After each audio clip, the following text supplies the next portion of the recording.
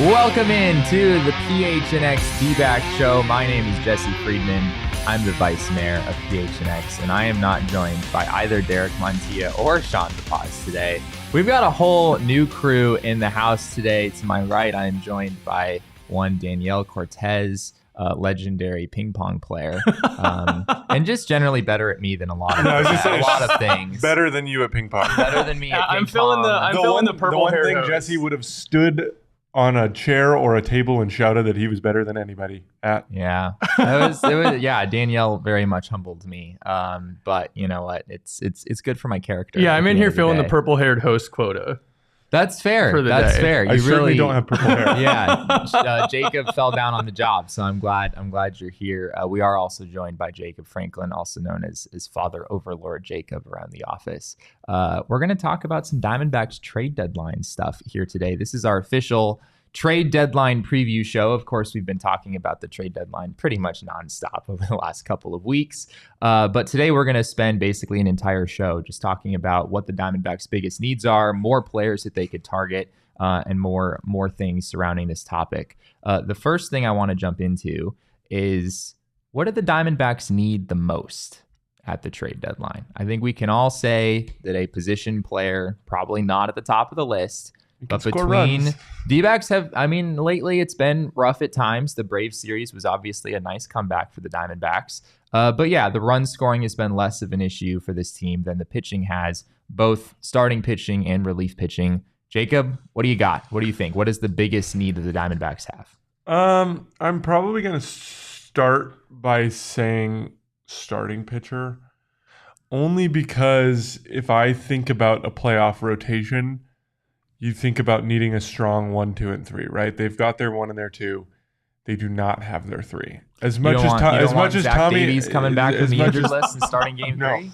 No, I certainly don't. As much as Tommy Henry and Ryan Nelson have taken their strides at points this year, and have looked like decent rotation pieces. I mean, Ryan Nelson's start was awesome. His last start, as they've taken those steps, they are, in my mind, are still not ready to step into that third spot, right? You're going to run a 3-man rotation when you get to the playoffs because you want Zach Gallen going out there every fourth game, right? You want Merrill Kelly going out there every fourth game. So who do you want, right? You've already talked about a couple of the names, but I would say starting pitcher is more important. Obviously, a bullpen's just they are extremely important in a playoff run. But if you can get 3 good starting pitchers to give you 6 or 7 innings. I thought you were talking about acquiring three starting pitchers at the deadline. If you could just get 3 starting pitchers at the trade deadline, then the Diamondbacks are golden. If you are able to acquire that third starting pitcher to give you 6 or 7 innings, that takes the tax off of the bullpen, right? You can run out your 3 or 4 best bullpen arms almost every night in the playoffs if you have the starting pitching to make that happen. So I would say there's probably more weight on that end in my mind. Danielle, what do you got? And I don't disagree, but I think relief. I think the bullpen is the biggest issue. So you do disagree? I don't necessarily disagree, because I do think there is a point to be made about the starting pitching, right? But I think for me personally, if this is who Ryan Nelson and Tommy Henry are, if what they're showing us is actually who they are, and I've been given no reason to believe that that's not who they are. Looking back even to last year, they were really impressive. Yeah. I think you can roll with that. I think you can afford not to. I'm saying I think we should. I think you can totally just tell me I'm the biggest idiot on the face of the planet, D-backs and should go I will out. not care. No, I think the D-backs should go out and get a starting pitcher, but I don't think it's as high of a priority as the bullpen. I mean, you look. Oh my gosh, we're going down. Looking at who's going to close the game. It's a 1-run game, and in the division series, right? Who's coming in to close the game? Yeah, I don't know. Obviously, is it going to be Andrew Chafin? Oh, no. There you go. I would love to entertain that joke, but I mean, he's been all right for the D-backs this season. Yeah. But he's been all right, but he hasn't been good enough to the point where his moments. But I mean, who in the bullpen hasn't had their moments, right? You look at, on the broadcast yesterday, Miguel Castro has allowed 1 run in the last 13 appearances, and all of a sudden, man, I can't believe 84 down the middle to Austin Riley didn't cut it. Yeah. Scott McGuff has had his moments, but he's also everybody. I really think every playoff team needs a good closer, needs a legitimate closer. In the new era of baseball, we're kind of losing roles and everything, but there's just something about the last 3 outs of a game that you either have it or you don't. People talk about it all the time. There's no safety net out there. You kind of have to be a little crazy to be a closer. You have to have a little, there's something has to be wrong with you in your brain in order to be a closer. That's just how it works. And right now, I don't think the D-backs have a guy in that bullpen that has that dog in him, right? Fair. So I think if you get a closer, then everybody else can fall into place. Then Scott McGuff can be your 8th inning guy. Sure. And Miguel Castro can be your high leverage 7th, late inning guy. Those are the roles that those guys probably really fit. And then Kyle Nelson can be, your left. Kyle Nelson and Andrew Chafin can be your lefty specialists, right? Sure. If you have that bona fide closer, I think the rest of the bullpen falls into place. I think Cogs makes a really good point here in the chat. Sorry, Jesse, I know you were going to probably chime in with your thoughts, but I wanted to point this out first. He says the thing in the playoffs is that with a good 1, 2, 3, your 4 and 5 then become bullpen arms. Yes. Yeah, that's true. Yes, yeah, you could start. I mean, Ryan Nelson in like a 2 or 3 inning burst would be kind of fun, right? Yeah, because he's probably throwing 98. Yeah, he really might be able to have a pretty significant velo jump. I think Michael made a funny but very fitting comment saying choosing between a starting pitcher and bullpen help is asking, would you prefer to lose the game in the 5th or the 8th? You have to address both. And that kind of feels like the right answer here at the end of the day is the Diamondbacks really, if they really are in on 2023 and contending this season and making not only a playoff run, but a potentially deep playoff run. We always talk about how once you get in, you have a shot in baseball. But yeah, I think you'd feel a lot better about this Diamondbacks team's shot, not only to get in, but to go on a deep run if they address both of those needs. So running through some names in the starting rotation, I think it's pretty clear. The Diamondbacks, Zach Gallen's going to be on your postseason roster. Merrill Kelly's going to be on your postseason roster. Both Ryan Nelson and Tommy Henry, in some capacity, would probably, at least as of right now with the way they've pitched, I think you're comfortable giving them a roster spot, even if they're not necessarily starting in the game. You want to add another starter to that mix to start a game 3. I think we're all in agreement on that. On the bullpen side, it's interesting. The way that I kind of like to think about a trade deadline is like, look at your roster as it stands now and look at every player and ask yourself the question, can this guy be on a postseason roster? Like, is this a guy that you're comfortable relying on in some capacity in the playoffs? And looking at this D-backs bullpen, I think you're in a position where there's some non-ideal names. Like there's some guys that maybe in a perfect world you wouldn't want pitching high leverage innings in the bullpen. I don't think Frias would make the cut, but let's just start going through some names. So Andrew Chafin, he's there, right? Yeah. You don't necessarily, he's not the best lefty in the league, but he's one of the better ones, and I think you're comfortable with that. Fine. Andrew Chafin's there. Kyle Nelson's had a pretty good season.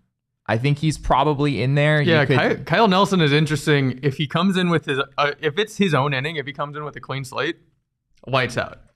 I don't have his numbers right in front of me, but his Aaron Head runners is not good. It's been really bad. Yeah, you're not wrong. Miguel Castro, probably in. Probably. Right? Diamondbacks definitely brought him in for that role for better or worse. If the D-backs make the playoffs, he's in there. Scott McGuff, I think, is in there. Kevin Ginkel, with how he's pitching right now, I think you would probably say is in there. Joe Mantiply, the D-backs actually just sent Joe Mantiply down to Reno a few minutes ago. They brought Andrew Chafin back from the paternity list. I still think you might feel better about Joe Mantiply than some of the other relievers on this roster right now. But yeah, I mean, if you include Joe Mantiply, you've got Mantiply, Chafin, Nelson, Ginkel, Castro, McGuff. That's 6 guys. You need an 8-man bullpen, most likely. So at that point, you've got Jose Ruiz, you've got Austin Adams, you've got Tyler Gilbert, you've got Luis Frias, you've got Justin Martinez. I don't know if any of those guys are guys you want to be counting on in the playoffs, which sort of begs the question, do the D-backs need 2 relievers instead of 1? I don't think you can ever have too many relievers. That's so fair. If you can go good out, relief and, is yeah, good if relief is you hard to can do. go out and get 2, 3 bullpen arms, then do it, right? There are some guys on that you named. I don't like, there's a comment in there. You don't necessarily trust Kyle Nelson in a high leverage situation, right? Yeah, but that doesn't mean he doesn't make the team necessarily. Yeah.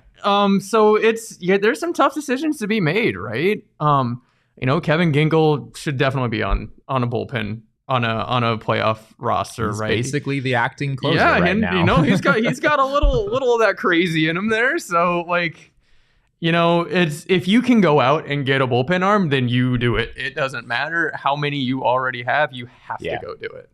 Yeah. Moving on to other aspects of the team. I guess that's sort of whatever conclusion you want to draw there. The D-backs theoretically could really use 1 bullpen arm as a closer, maybe even another guy. You could clearly make a case for that. We'll talk about some more candidates for that later on in the show. Going on through the rest of the roster, Carson Kelly and Gabby Moreno, those are your 2 catchers. I think that's just sort of, it is what it is at this point. I know some people haven't loved what they've seen from Carson Kelly, but I don't think the D-backs I'm not sure you're going to, as much as people want to complain about him, I'm not sure you're going to find a much better backup. Yeah. Probably not trading for like Salvador Perez or anything. Catchers are hard to find. Mm-hmm. To get a real all-star catcher is nearly impossible. So to have one in Gabby Moreno, a potential all-star, and then a really solid backup in Carson Kelly, you roll with it. Yeah, it'd be interesting to see in the playoffs, like, would Torey Lovello be willing to play Gabby more often? Obviously, he's really backed off of Gabby in recent days. The D-backs relied on him a lot early in the season when Carson went down. But in the postseason, when every game matters and you theoretically want your best guys out there every day, it's pretty clear that Gabby has outperformed Carson Kelly. But yeah, either way, you're probably not replacing either of those guys here at the trade deadline. In the infield, Christian Walker, he's there. Ketel Marte, he's there. Perdomo, for sure. Evan Longoria is not going anywhere. Then you have Nick Ahmed and Emmanuel Rivera. Are there any guys here that you might want to upgrade? This not the top priority for the D-backs no matter what, but in a perfect world, would you want to upgrade at any of those I was going to spots? say recency bias would tell you not to upgrade Nick Ahmed, but I would probably still be looking for an upgrade at my backup shortstop spot. It's fair. Nick's done a lot for this organization. He's been around for a long time, but at times this year, it's really been rough. I mean, his strength was supposed to be hitting left-handed pitching, right, when he hits, and his defense has faltered at times. And against left-handed pitching, he has not been all that good. No. So I don't know if that's solutions in your farm system. Do you give Blaze a look in September? I don't know, but I gotta imagine that there's somewhere where there's a shortstop on an expiring contract that they could bring in and replace Nick with. I'm just not entirely sure what you do. DFA Nick? I mean, he's been here for a while. Yeah, that's the tough thing. The optics of that, I just don't know if I see it. Your longest tenured player ever. Yes. Yeah. I just don't know if I see it. If the Diamondbacks, even if they could, make a marginal upgrade at that spot, it's clearly not their top priority. And Nick Ahmed he's just been a pretty big part of this organization for a long time. So Danielle, I don't know if I see that one. For me, you have to upgrade Nick Ahmed. Like, really? I mean, Perdomo's there most of the time, right? So it's at kind the of same a time, role. I'm trying not to get all worked up about this, but what does Nick Ahmed bring to a roster? I mean, what's he other than like he's been here a long time? Like, what's he doing? Yeah. He's an automatic 2 strikeouts a game. Well, he had two big hits on Wednesday. He had recency bias. He had a good week on Wednesday, but like, what else other than that? What's he doing? Like, I honestly don't know what he's bringing to a roster at this point. I think you have to upgrade. You have to have a right-handed bat in there that can actually do damage, right? You're not going to have the number of times Nick Ahmed has pinch hit late in the game and just looked at 3 strikes. Argued all of them when they were right down the middle. Off the top of my head, I can think of 5 right now. Like, it's just listen. I'll give you guys this. I'm trying not to go off. I'm sorry. But he's been here a long time. He's meant a lot to the organization. His glove has been best in the league. Platinum glove winner. It has been best in the league. It has also been pretty bad, but it is back to being very good. So, thanks for what you've done for the organization, Nick. We'll see you. Cole makes a good point. You don't need to trade for a backup shortstop. You've got two prospects that can be called up and given a chance. Blaze deserves a shot in September. I think Blaze Alexander would be the clear option there. I don't know if in a playoff chase you're necessarily ready to count on him. But yeah, no matter, would the D-backs actually upgrade at shortstop? Honestly, I don't know. Full send. Let's go Jordan Waller, baby. Yeah, third base, straight from double A. Cole says it though. Third base is probably a bigger issue than shortstop. I would agree. Yeah. I would definitely agree. You've got Evan Longoria probably starting against lefties, but against righties, the D-backs don't really have a great option at third base. Emmanuel Rivera obviously hit a big home run in the game yesterday, but on the whole, he's been kind of up and down for the D-backs this season. He's been mostly hitting singles. His defense is fine. He's not a bad third baseman, but I think the D-backs could probably upgrade there. And in a perfect world, you'd have a guy you don't have to platoon. Right? That would be nice. That would be at some point, instead of having a backup option for a left-handed pitcher or a right-handed pitcher, you just have a guy who can them both. Third base is a really tough position to have a platoon at because most good baseball teams have a consistent starting third baseman. Mike Hazen did say in an interview with Wolf and Luke earlier in the week that he hopes to get Josh Rojas back, and he talked about how big that would be for the team. Of course, Rojas was sent down to Reno. He got hurt. I believe he's on a rehab assignment, working his way back up to Reno at this point. And the D-backs theoretically, Josh Rojas at his best, would fill this. Yeah. I think if you have Longoria and Rojas playing well, it is a platoon. It's not necessarily ideal, but it does work. Michael mentions Jeimer Candelario, who is a name we'll get to at some point. Just a rental for the rest of the season. I don't know if it would make sense necessarily for the D-backs to do that. But third base is, again, it's not a spot where they have to upgrade necessarily, but it is a spot where it could make sense to do so. The last aspect of the team, of course, the outfielders. You've got Corbin Carroll in there. Jake McCarthy and Alec Thomas probably make the team. Obviously, they've had up and down seasons, but I think given what they give you defensively and on the base paths, they're probably there. Lourdes Gurriel obviously would be there. And that leaves them with one more position player roster spot. Of course, Dominic Canzone is up in the majors right now. But in the long run, the D-backs might prefer to have a right-handed outfield bat, which is sort of what Mike Hazen has talked about as being, if the D-backs were to go get a position player at the trade deadline, it looks like that's what they would go for. And you can kind of understand why that would be. Yeah, very susceptible to left-handed pitching. Yeah, they've mostly fixed the issue, but not entirely. Yeah. You would love to have that right-handed bat off the bench, which is kind of why went off a little bit on Nick Ahmed, because you could have that right-handed bat off the bench, come in, play defense. You don't have to make two substitutions for one player. Sure. As opposed to what's sort of happening now. But like you said, very, very, I would say very low on the priorities list. Yeah, part of the question is, right, how well do you trust your left-handed hitters to hit left-handed pitching, right? Yeah, Alec Thomas has been pretty much a blank zero against lefties this year. McCarthy doesn't have significant splits, but obviously his offensive production has been kind of so-so in general. And Corbin Carroll's in the lineup regardless. Yeah, Corbin Carroll is. Yeah, so you have so you have Corbin Carroll and you have Lourdes Gurriel. And Corbin can hit lefties. It's what you do with the other two, right? That you're really not quite sure. But to go to your point, you really want Jake Ahmed. I am so worked up about this.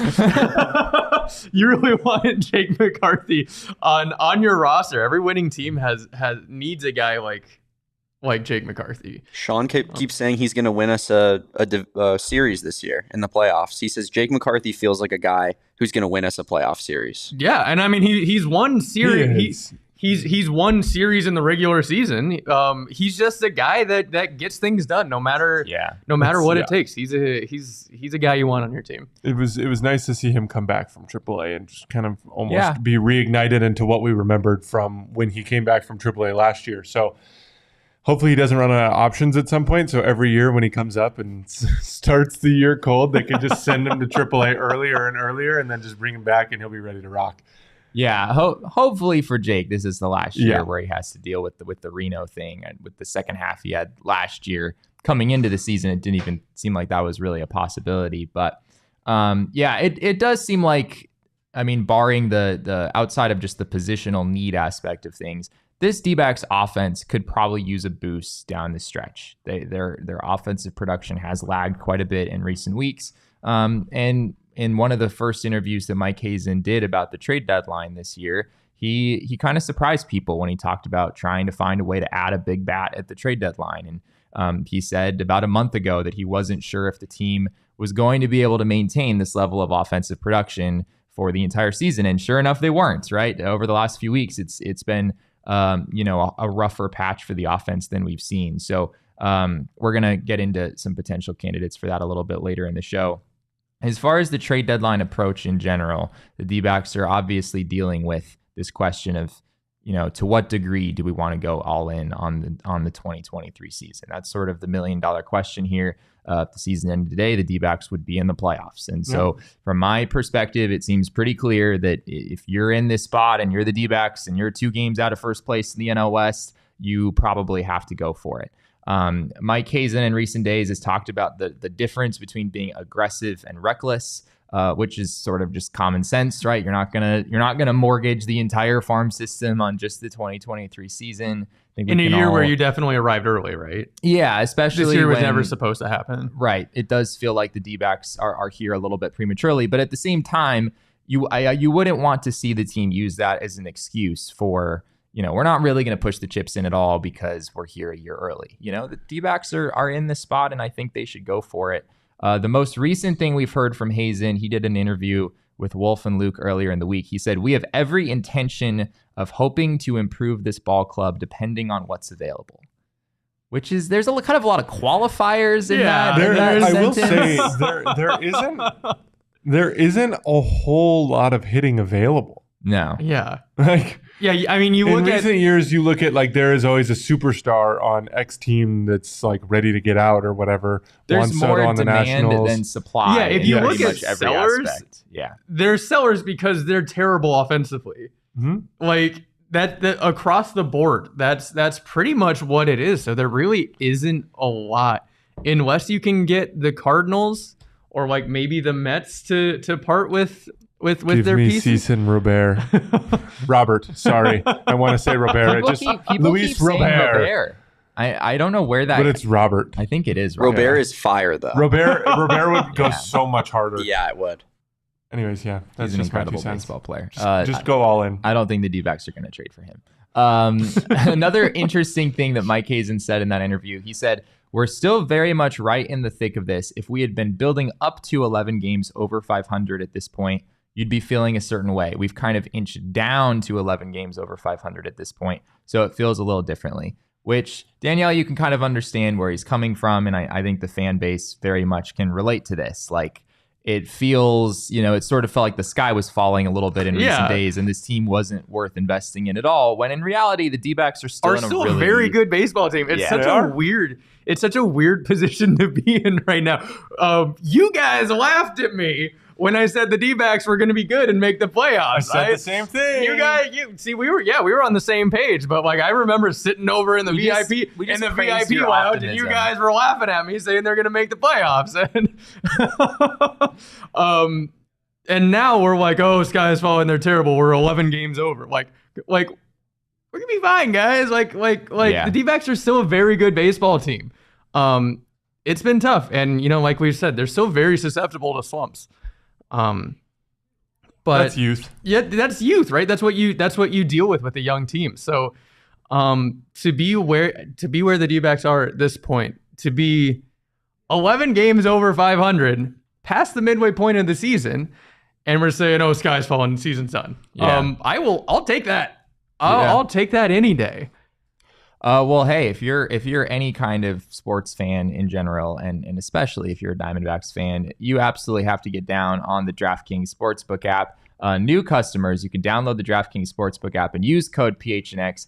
Bet just $5 to score $150 in bonus bets instantly. That's code PHNX only at DraftKings Sportsbook.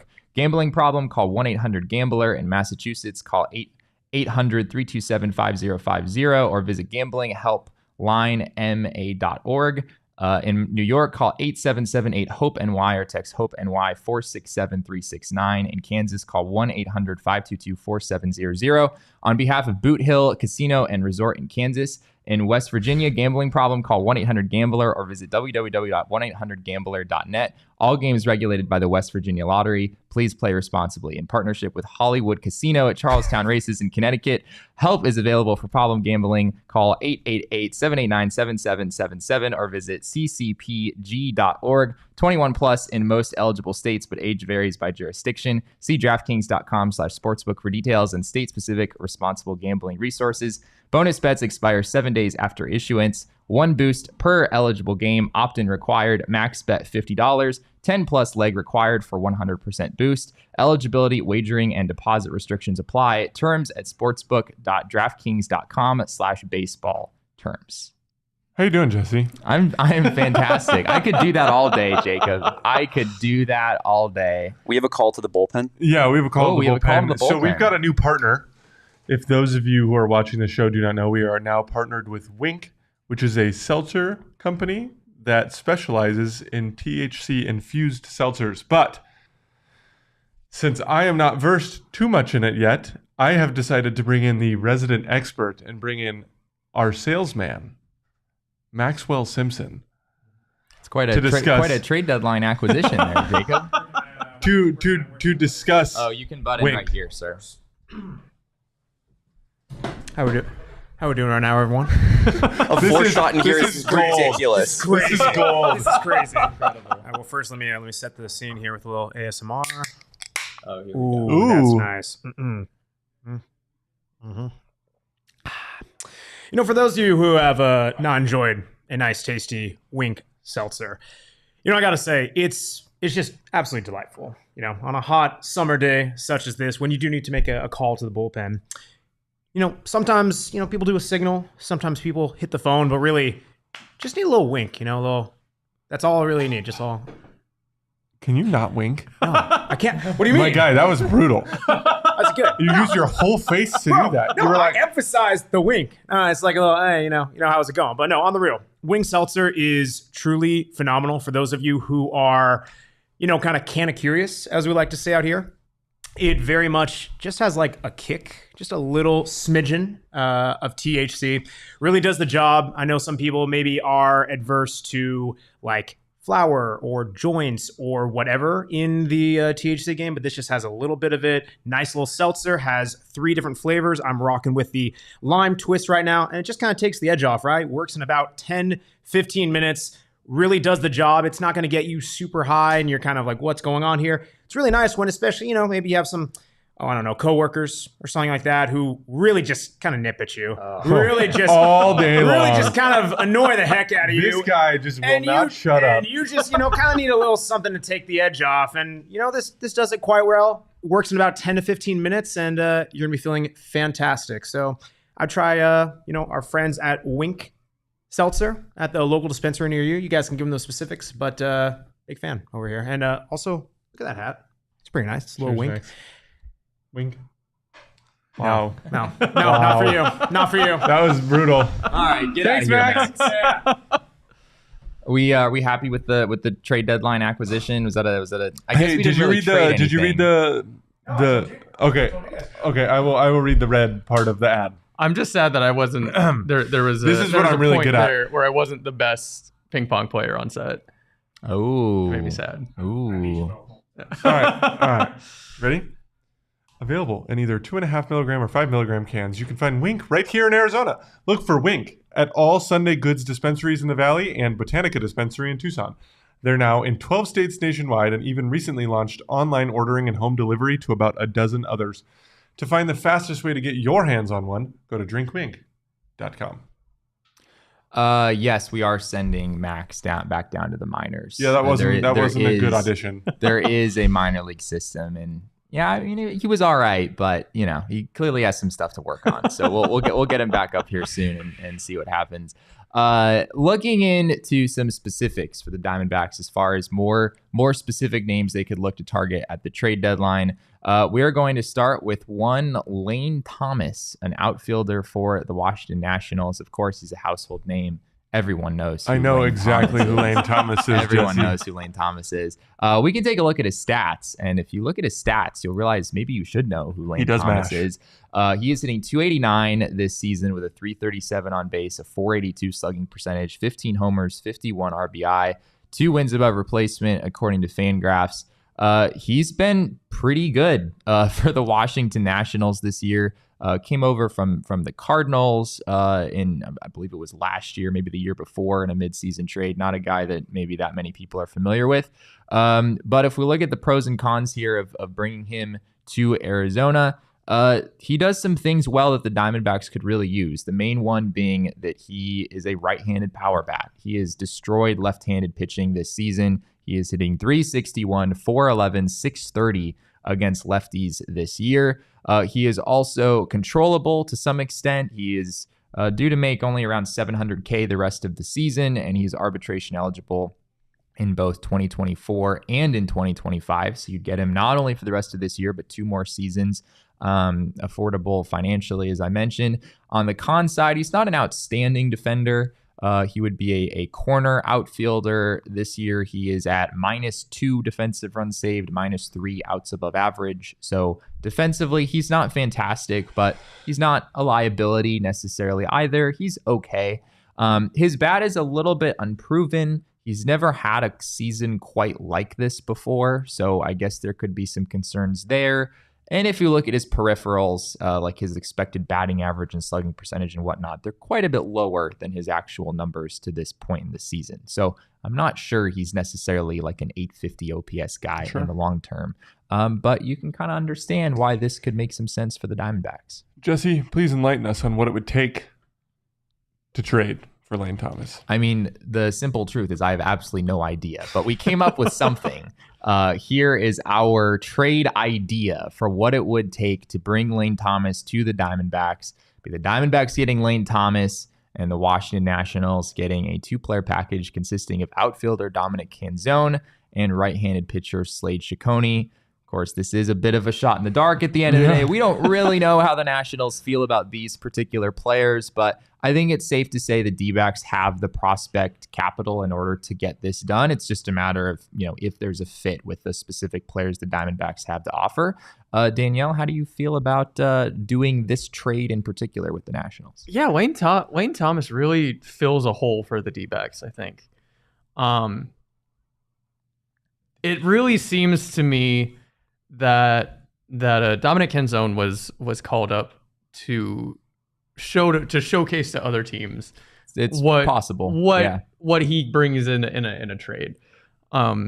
They're just, you look at the D-back system and there's so many left-handed outfielders. Like I really like Dominic Canzone. I've been really impressed with him, but you need a right-handed bat. I wouldn't be opposed to this. Lane Thomas is a really solid player. Just really no way around it other than he's just a really solid player. And a really good piece on a good team. So I would be intrigued. I'd take this call. You're not asking him to play every day. Yeah.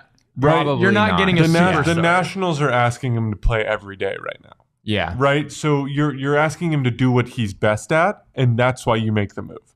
Yeah. Right? So obviously I'm not going to give up a massive haul for a guy who's having a breakout year. I mean, you never know if this is replicable, right?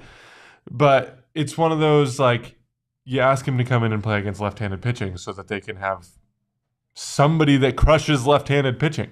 Yeah, that would definitely be the impetus for doing this is his ability to hit lefties.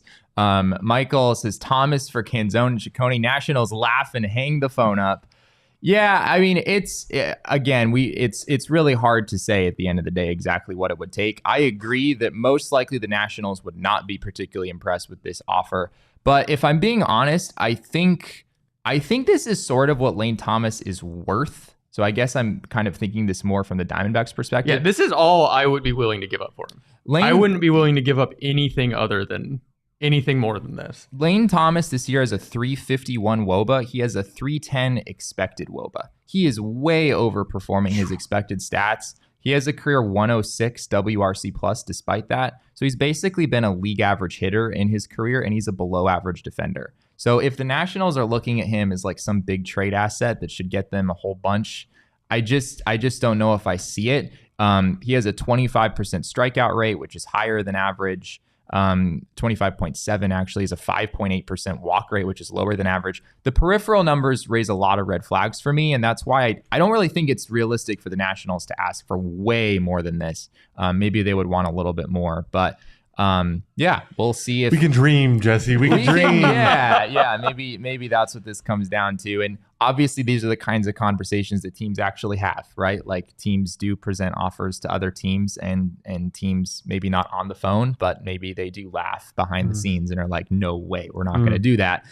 This could be one of those situations where the Nationals would view Thomas way more highly than they should. Another player, a guy that we haven't talked about yet, but has been mentioned at different points on this show, from the Chicago White Sox, Dylan Cease, a big time starting pitcher available. If we look at his numbers for the season, Cease has been pretty okay for the White Sox this year. Not outstanding. I believe it's a 4.18 ERA, not a 4.81, but either way, it's not fantastic. It's sort of just okay. A 1.34 WHIP, 107.2 innings. Dyslexia. I get that. I feel that.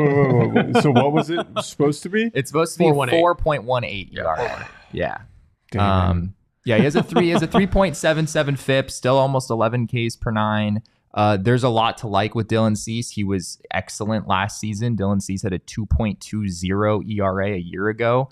And he's kind of reminds me of a right-handed Robbie Ray a little bit. There's some shades of similarity there where he just walks too many guys, but his stuff is really good.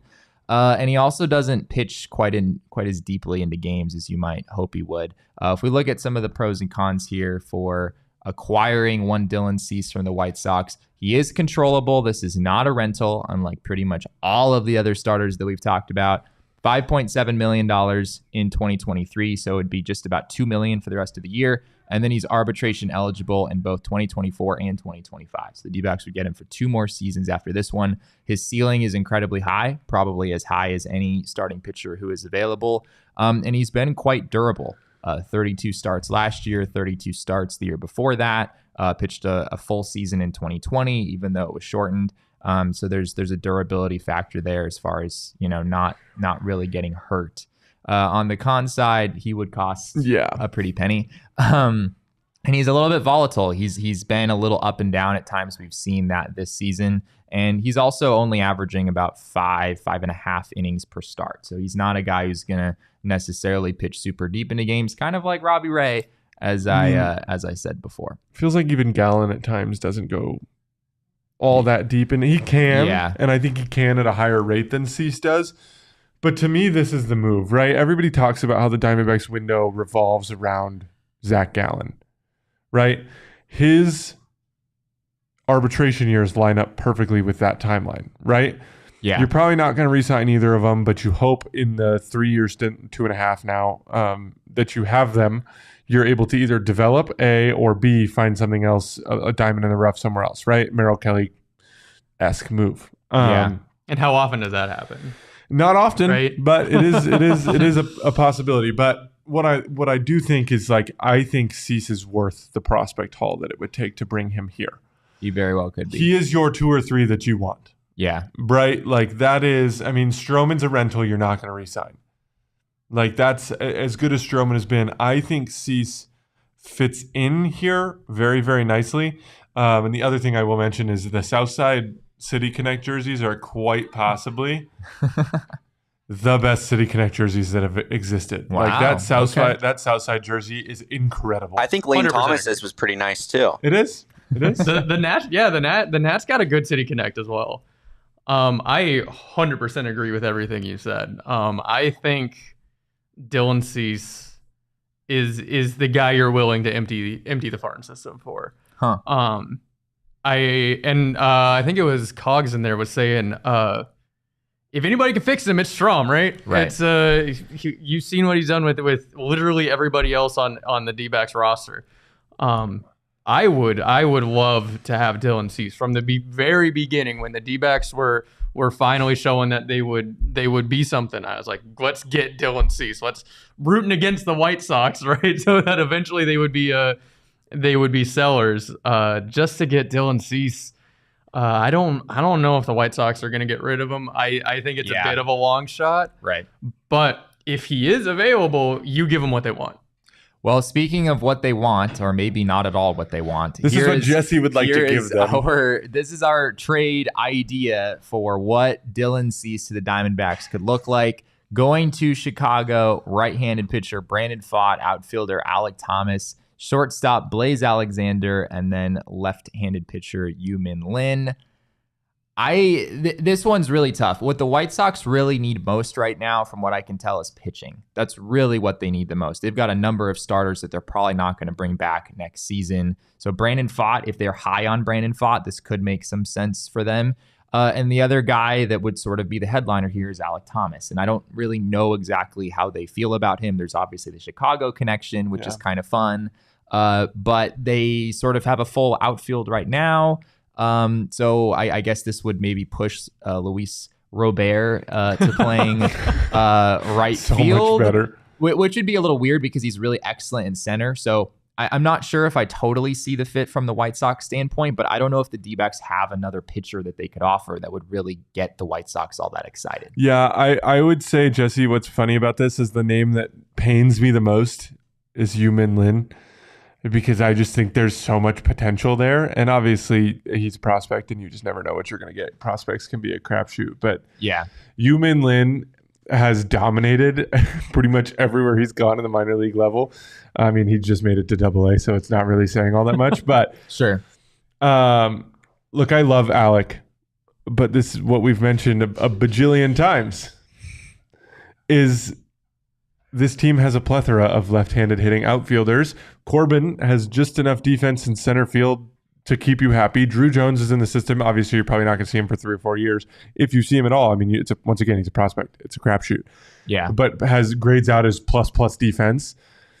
You have replacements in center field. Everybody talks about loving Alec for his defense, but you're not taking that much of a step down.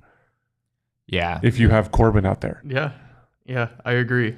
I've also been so interested in seeing what Yu-Min Lin can do. I want it like everywhere he's been, he's just absolutely dominating. So like when I saw that on there, I saw that in the rundown. I was like, oh, I don't know if I pull that one, but Dylan Cease is such a talented arm. There's so much upside there. I don't know. I think you make it if it's possible. Yeah, this is another one of those where, like, if we show this to White Sox fans, they would probably want to chop our heads off. But again, it goes back to, like, if you're the Diamondbacks, what would you really be willing to do?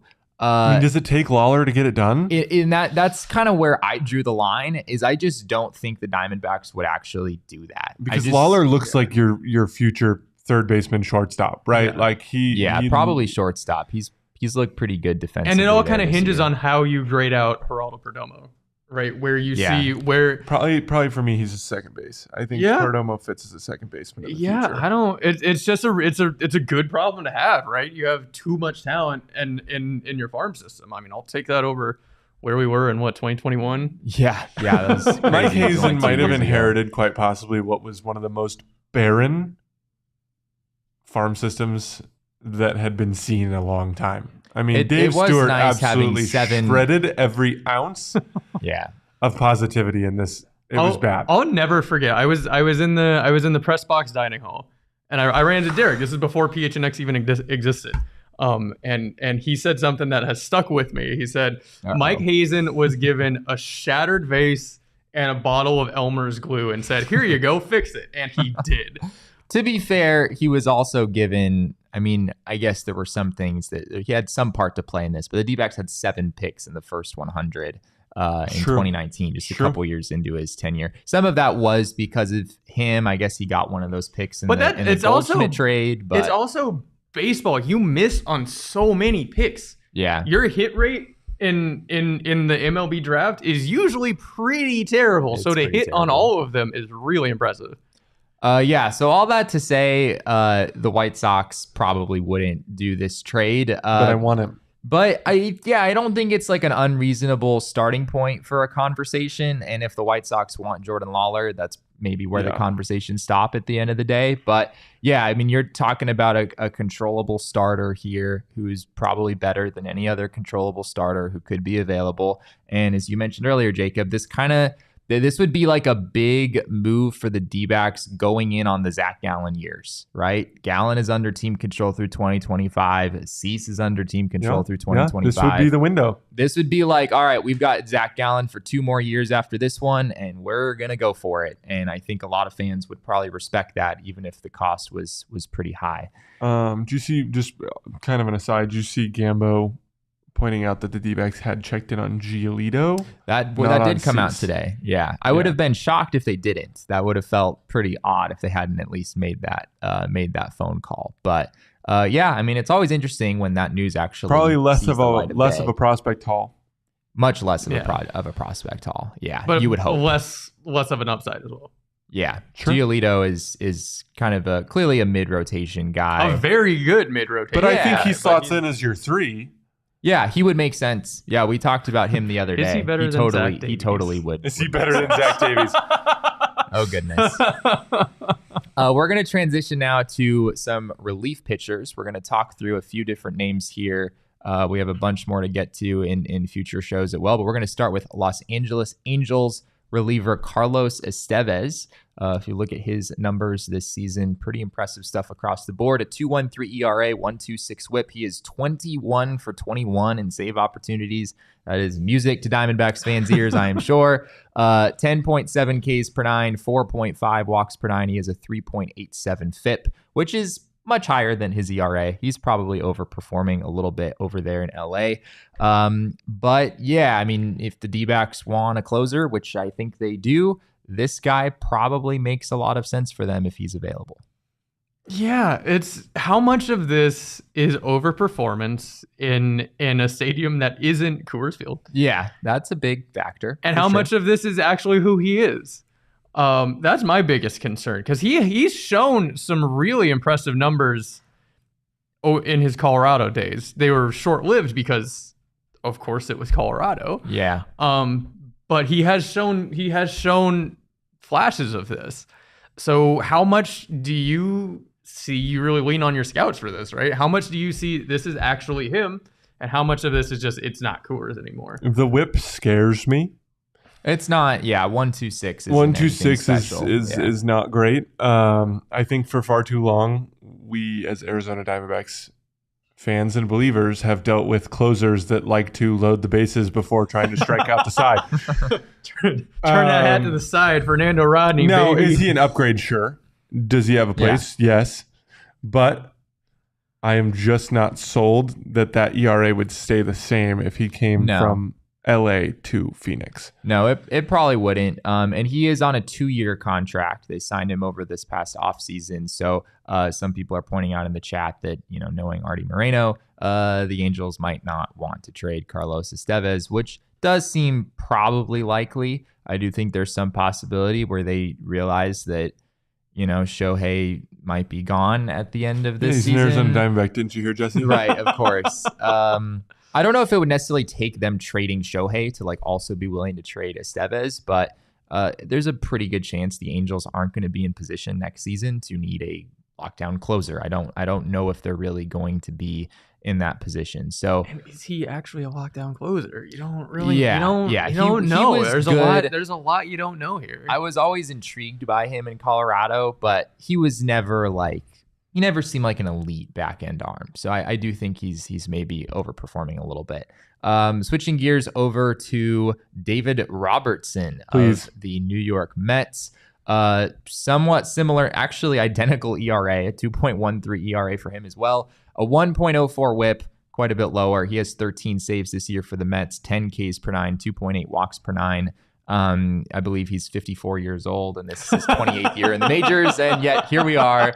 David Robertson is still a pretty top-notch back-end arm. I believe Gambo mentioned him in a tweet the other day as maybe someone that the D-backs would look at. He is due to make $10 million this year, so it would be around $3 million or so for the rest of the season, and then he's a free agent. It would just be a rental for the rest of the year. How do we feel about this one? That's the move I want to make. If I'm going to go get an arm, I think that's the arm I want. I think it's more so just track record. Like he's got a really trustworthy track record. Yeah. I believe more so in rentals for bullpen arms than I do for starting pitchers, because you can build a bullpen in the offseason a little easier than you can go out and get another starting pitcher for your rotation. So I believe that if you're looking to get a rental, you get it in the bullpen, not in the starting rotation. So that's why I think Robertson is probably my main target in the bullpen side of things. Yeah, absolutely. You can change your bullpen.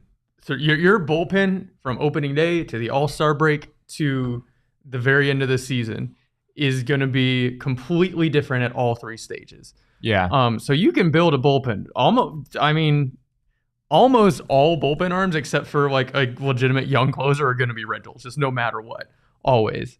My problem is he's never, I don't know, man. He's been one of the best relievers in all of baseball for a very long time. Yeah. How much more does he got, man? He's 38 years old. You need half a season. I mean, yeah. All you need is half a season. Yeah, if you got, it would really depend on the asking price. Yeah, as well. Both he and Estevez are sort of similar in that, like, I'm pulling the trigger as long as the price is right. Sure. Because yeah, I mean, I would take David Robertson. I'm trying to play devil's advocate, but like, I'm taking David Robertson any day. Seems like he'll be available. I think the Mets will trade him. I know their owner Steve Cohen, of course, is very aggressive, but he doesn't seem afraid to sell at the trade deadline. Maybe not Max Scherzer and Justin Verlander, but give me Scherzer, baby. Robertson is only under team control through the end of this season, as we said. So I think it would make sense for them to move on from him. Lastly, for today, we have reliever Scott Barlow, a righty on the Kansas City Royals. This ERA is not a misprint. He has a 4.89 ERA this season, a 1.43 whip. He has saved some games. He has 11 saves this year for the Royals, 11.6 Ks per nine, 4.9 walks per nine, a 3.46 FIP, so his peripherals are significantly better. His baseball savant page looks pretty good. Yeah, he's one of those guys where I think he's a lot better than how he's pitched so far, but he just really hasn't pitched well this season. Last year, he had a 2.18 ERA. He had a 2.42 ERA in 2021. So this is kind of the opposite, where he's not overperforming. He's probably underperforming, and maybe that lowers the asking price from the Royals just a little bit.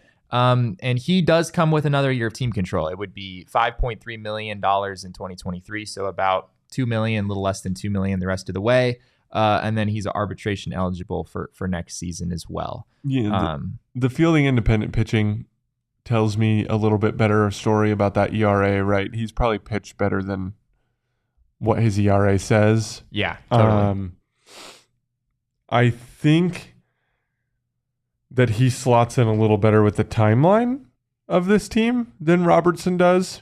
But I'm not... Just like you'd like to have another year? Is that basically what I mean, you're if saying? you can, sure. But it just depends on what the price is. Yeah. Like I don't know if the Royals are going to be willing to, even if he's pitched bad this year, take less because they know what he's worth.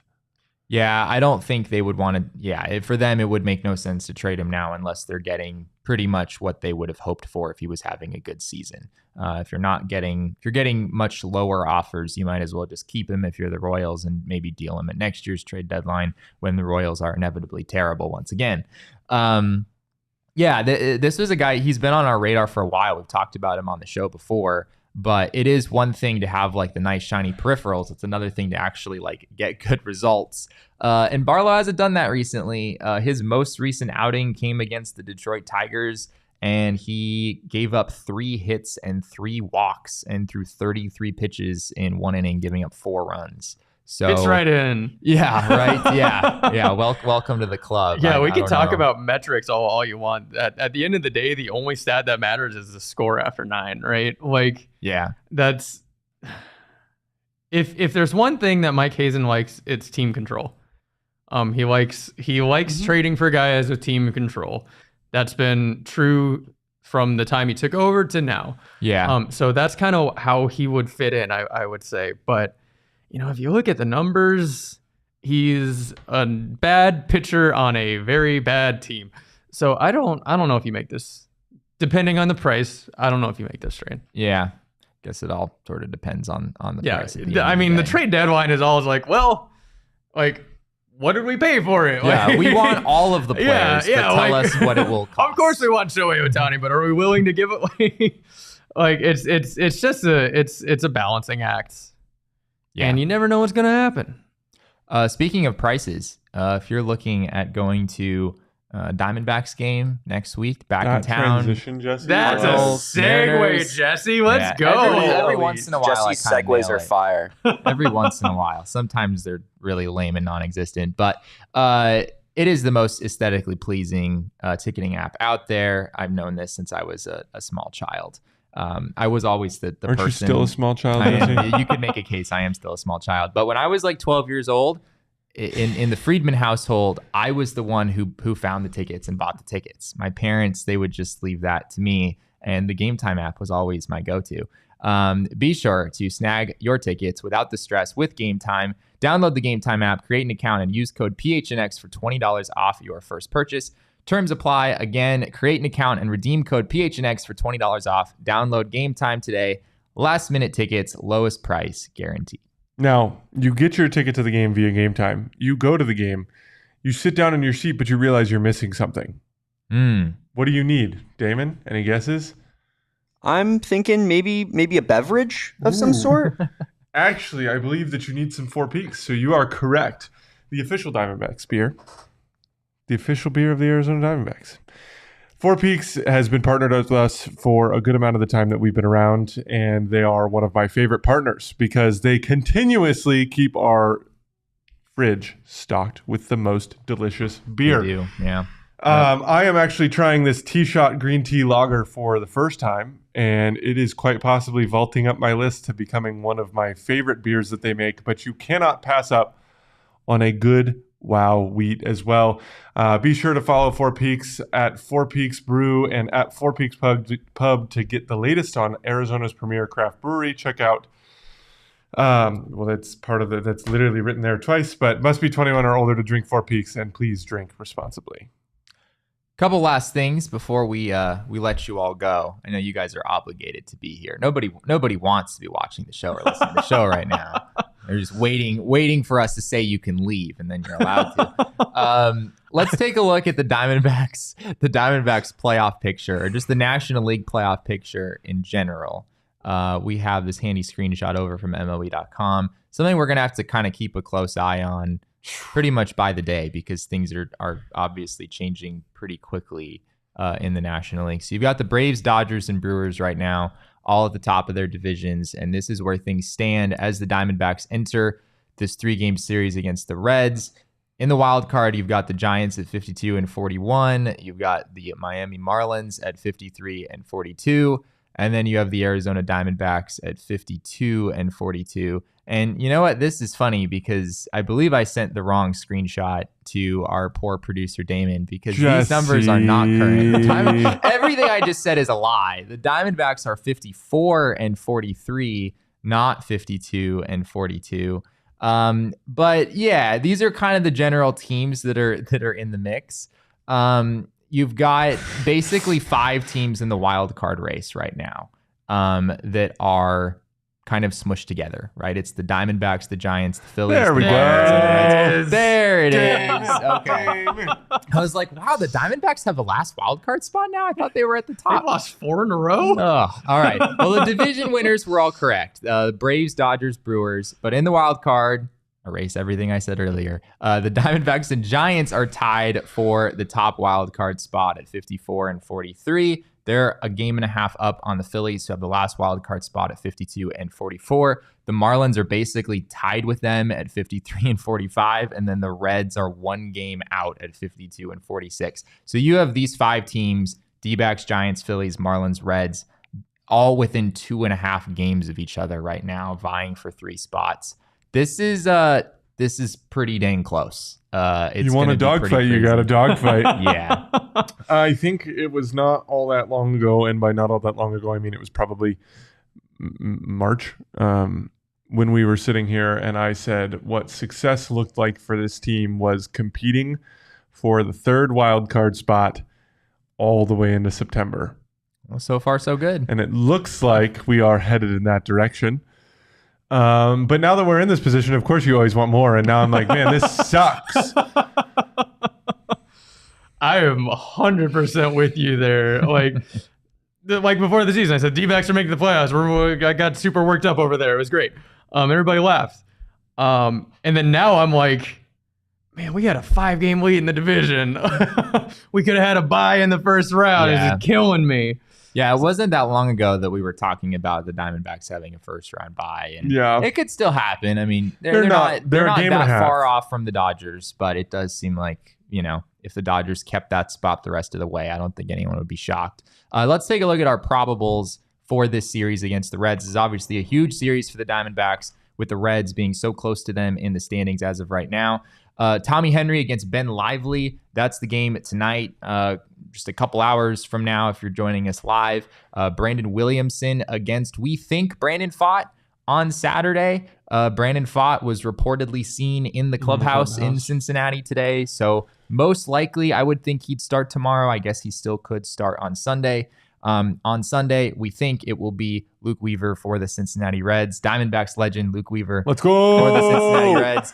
Home run derby. And we think it will be a bullpen game for the Diamondbacks that day. So no starter listed there. Tyler Gilbert. Throwing another no-no, baby. Probably going to be a bullpen game. Yeah, maybe Kyle Nelson starts it like they did a week or two ago, and Tyler Gilbert is kind of the bulk guy, gives you a few innings. And we're getting close, actually, Jesse, to the 1-year or 2-year anniversary of the Tyler Gilbert no hitter. Yeah. Can we talk about Williamson's neck for a second? That's a hell of a neck he's got. Hey, man. Well, I was making the graphic. And we're over here body shaming. I had to shrink his head down to fit the screen because it was so big. There is not a lot of jerseys showing there, I will say. I think that's on the photographer, isn't it? Yeah. Like, they could have done a better job. Danielle. I mean, I was actually there on Red's photo day. Why I was at Red's photo day? Why were you at Red's photo day? That's just a whole other story. Listen, there's a reason I'm not with MLB anymore. I had to be at freaking Goodyear at 6 a.m. Oh, because it's during spring training. Yeah, because it's spring training. Oh, it was so. No, the Reds. What were you doing in Cincinnati for Red's photo Red's day? photographer is phenomenal. She's great. So I'm not going to bag on her. But I don't know what's going on with that picture.